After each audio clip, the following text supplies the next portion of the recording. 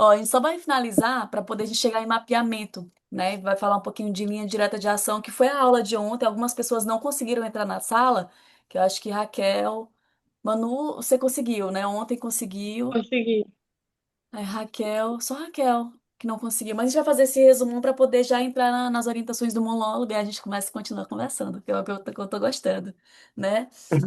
Quando se pensa nesse lugar de linha direta de ação, é, a busca, né, tanto como um intérprete ou como direção, ou como alguém que vai fazer uma cena, é em buscar uma obra sólida, né? E o que que é essa obra sólida? É uma obra que tem coesão narrativa, né? A gente falou sobre isso ontem, e aí, sobre o que é esse filme, qual é essa mensagem, qual que é o super objetivo, né? Geralmente o diretor ele vai definir qual que é o super objetivo da obra, ele vai então, o super objetivo é a mensagem que eu quero que o meu interlocutor receba, né? Como que eu defino um bom subjetivo, ou como eu determino, né? Como eu defino um bom super objetivo.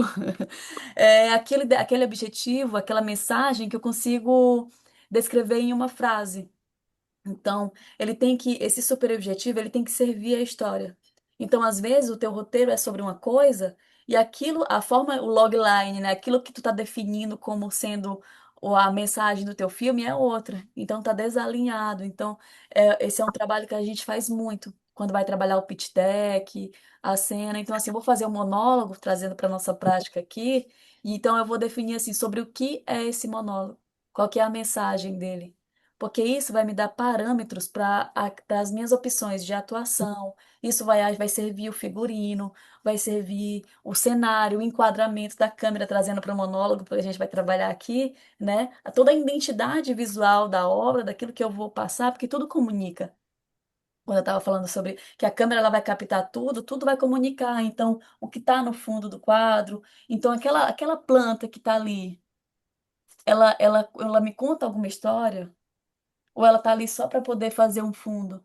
Eu vou utilizar ela na cena? Se eu vou utilizar ela na cena, beleza. Se não, eu preciso entender se aquilo vai me dar só uma estética ou se aquilo vai contribuir com a dramaturgia, né? Então, vira a opção. Isso aí também ajuda a criar relação com os objetos, né? Para que a cena fique mais interessante, que pode ser uma coisa mais explícita, mais implícita, pode ser subjetiva, né? Que é construída para você, mas que não fica tão visível, não está no roteiro, ou se tiver já começa a construir desde o início, né, do projeto. E aí, sempre quando eu falo de opção de atuação, a gente vai sempre associar verbo de ação, a fazer alguma coisa, né? Para aí você criar a relação com o objeto e conseguir traduzir aquilo que você tem que fazer em ação, né? E aí a gente vai falar do trabalho do ator em cima disso, né? Que é entender. Gabi, Oi. mas esse super objetivo que tu tá falando serve tanto para a cena quanto pra obra inteira, né? No caso. Isso. Isso, por exemplo, se eu sou a diretora, a pessoa que está fazendo o roteiro, ela escreve o roteiro, um bom subjetivo, uma história que está bem fechadinha, tu consegue descrever ela em uma frase, né? Tu consegue falar, olha, essa obra é sobre isso, isso e isso. Isso ajuda, inclusive no cinema, até chamado de logline, né? Uhum. Que é uma frase que representa toda aquela obra. Quando eu sou diretora, eu preciso entender quais são os caminhos, qual é a minha visão, perspectiva de mundo e a forma que eu vou contar essa obra a partir daquele roteiro.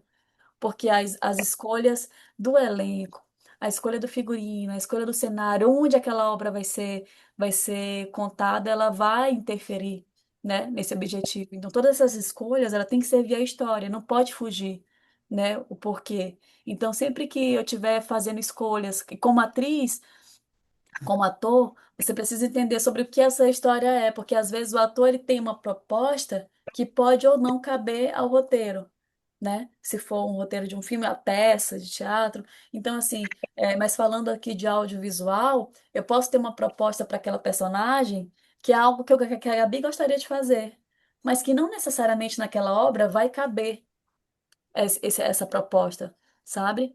Então, assim, eu preciso entender qual que é a mensagem. Às vezes eu quero uma personagem que ela seja muito mais misteriosa, mas aí ao desdobrar da obra, não existe esse mistério na minha personagem. Ela tem um outro arquétipo. Lembra que a gente falou sobre arquétipo no começo das aulas, né? Então ela tem uma coisa mais de inocência, ela traz um outro, ela tem um outro tom, né? Então eu vou alinhar o tom dessa personagem à construção da obra. Então essa obra ela tem um roteiro, né? O roteiro ele vai funcionar como uma moldura. Então, precisa caber dentro de uma obra. Se for um filme fechado, você tem início, meio e fim. Se for uma obra aberta, uma série, aí você tem que fazer mudanças que vá até aquele momento ali, ó, do final daquela temporada. Porque se você não tem acesso à continuação, se você faz mudança muito drástica, isso pode, né, te dificultar você dar continuidade na transformação da personagem depois. Aí, quando eu entendo minha personagem, tipo, a mensagem daquela temporada, ou então daquele filme em específico, eu vou fazer dentro do que cabe naquele roteiro, que é a minha moldura, né? Agora, o que que eu vou incluir nisso? Eu vou incluir cores, né? Eu vou incluir sabores, eu vou incluir intenções, né? Eu vou incluir objeto, relação, não só com as outras personagens, mas o subtexto, né? Aquilo que eu entendo, que não tem como não vir imbuído da tua visão de mundo, né? Então eu vou construir mensagens, o ator ele precisa construir mensagens, personagens que vão caber naquela mensagem. Não adianta eu construir uma coisa que é totalmente diferente do que a mensagem da obra, né? Então eu preciso alinhar isso. O diretor ele sempre vai escolher. E a partir disso, cada cena ela tem um processo de ensaio que é diferente. Sabe quando a gente fala, né, que não precisa ser uma regra, mas eu gosto dessa visão de que cada cena é uma pequena obra de arte. Cada vez que ela tem um começo, ela tem um meio, ela tem um fim. E nem toda forma de fazer essa cena vai ser igual a essa outra, né? E aí a gente vai buscando esses elementos motores que vai ajudar, né? Você entra em cena querendo alguma coisa, você entra em cena em busca de um objetivo, né? O que que esse personagem quer? Eu acredito que o objetivo, ele não só dá estado de presença, mas ele também ele dá a atmosfera da cena. Eu lembro que a primeira vez que eu entrei no set, o pessoal falava muito, cinema é estado, tem que ter atmosfera. Eu falava, mas o que que é isso aí? Que eu não sei o que que é isso, atmosfera, estado, só escutava o pessoal falar, mas eu acredito que o objetivo, o porquê eu estou fazendo cada coisa, o que ele quer, né, me dá isso, porque se eu sei o que eu quero dentro daquela cena, eu vou, é, eu vou trabalhar em prol disso, o que que eu vou fazer para conseguir o que eu quero, né, que vai ser o meu subtexto, ele se contrapõe ao que o personagem quer. Eu dei até um exemplo ontem, eu convido uma pessoa que estudou comigo na infância a vir na minha casa. Mas quando eu era criança, essa pessoa, ela me humilhava porque eu não tinha as coisas e tudo. E hoje eu venci na vida e eu quero convidar ela porque eu quero mostrar para ela que eu venci na vida. O objetivo explícito é aquilo que está no roteiro. É aquilo que está já dito ali no roteiro. E o objetivo implícito é a minha verdadeira intenção, né? O que que eu vou fazer para conseguir realizar o que eu quero? Eu vou convidar ela para vir na minha casa. Meu objetivo é convidar, ir até ela, convidar ela. O que que é explícito? Ou vem na minha casa, vou preparar um jantar pra gente, não sei o quê. O objetivo implícito eu quero convidar ela para vir na minha casa, porque eu quero mostrar para ela que eu venci na vida, que eu conquistei minhas coisas. Então isso cria camadas, né? Aquilo não é dito, mas eu sei que pelo desdobrar da história eu defini esse objetivo implícito porque ele vai me dar camadas, ele vai me ajudar a deixar a personagem interessante, vai criar intenção na minha fala. Então eu não mostro tudo, fica como se fosse um easter egg, né? Um segredo ali. É algo que tá nas entrelinhas, é o texto, o subtexto, né? Que pelo método eles falam muito assim sobre isso, né?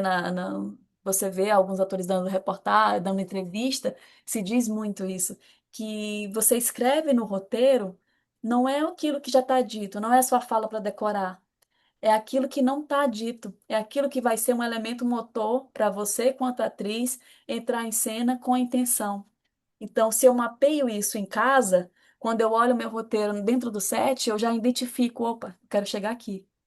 E tudo isso, né, quando você tem um processo mais longo, você leva isso para o ensaio para testar, né? Então, esses objetivos, eles são vetoriais. O que que significa isso? Né? O personagem um, por exemplo, tem o personagem um, o personagem 2 e o P3 aqui, personagem 3 em cena. Vocês estão conseguindo ver o slide? Sim, sim. Opa, valeu. Aí, o personagem um, o personagem 2 e o personagem 3 em cena. O personagem um sempre vai querer alguma coisa do personagem 2 do personagem 3, né? Ele vai querer uma coisa, ele tem um objetivo implícito e explícito com o personagem 2 e o personagem 3. O personagem 2 vai querer alguma coisa. Tem um objetivo implícito e explícito com o personagem um e o personagem 3. O personagem 3 ele tem um personagem, ele quer alguma coisa do personagem 2 e do personagem um. Então, um exemplo, vou colocar isso em exemplo, né? Tá aqui, se chegam dois amigos, eu sou uma terceira pessoa, personagem um, personagem 2, personagem 3. O personagem 2 me apresenta o personagem 3.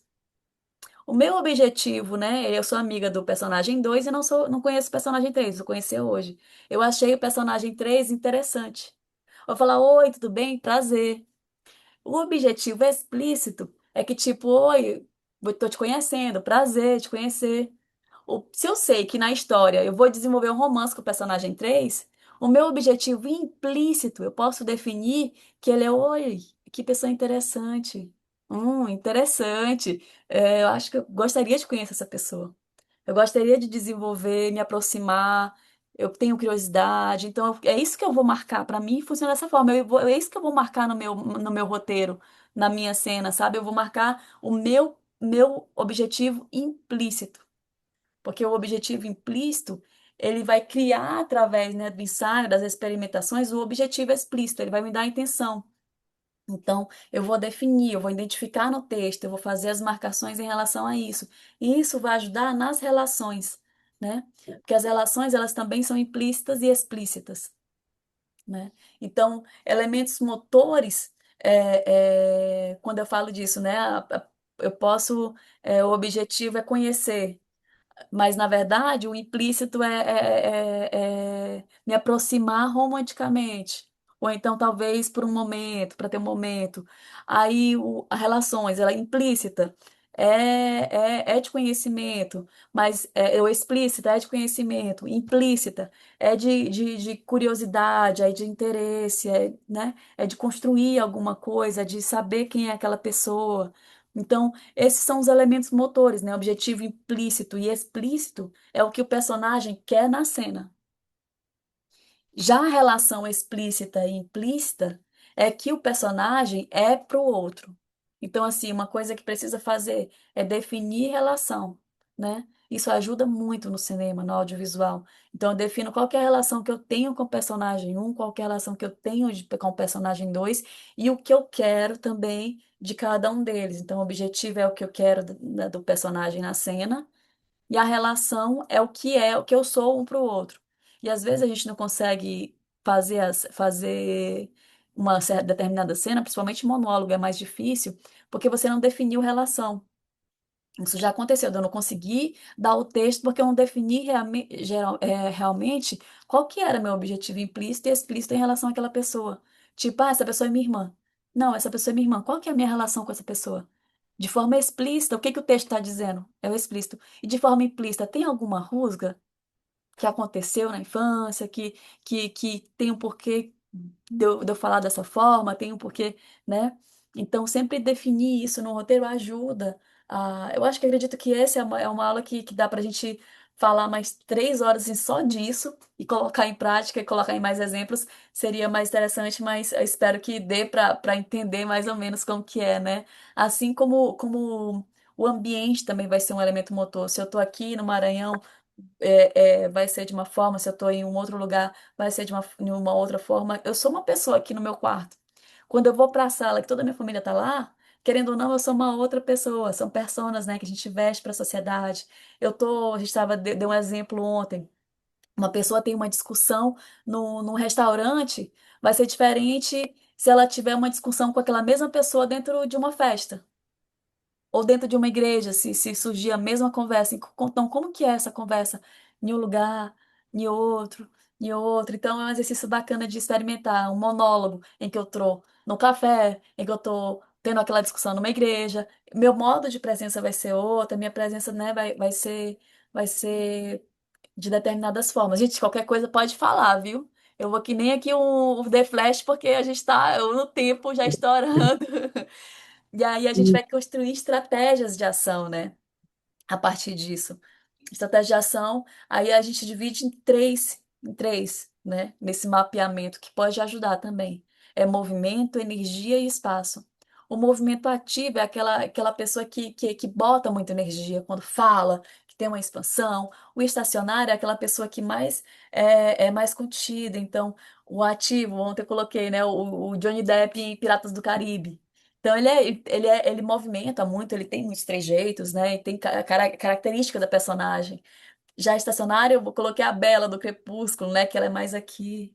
Então ela tá aqui, ela tem mais essa energia. E aí eu consigo desassociar um pouquinho, ganhar distanciamento do que é a Gabriela e trazer a construção da personagem. E aí chega naquele lugar, Manu, que a gente estava falando, né? Como que distancia, como que a gente afasta, né? Cria distanciamento nessa coisa. Em relação à energia, energia é aquela pessoa que bota muita agressiva ou passiva, aquela pessoa que demanda muita energia, que chega, oi, tudo bem? Nananana, yeah, amiga, tudo bem?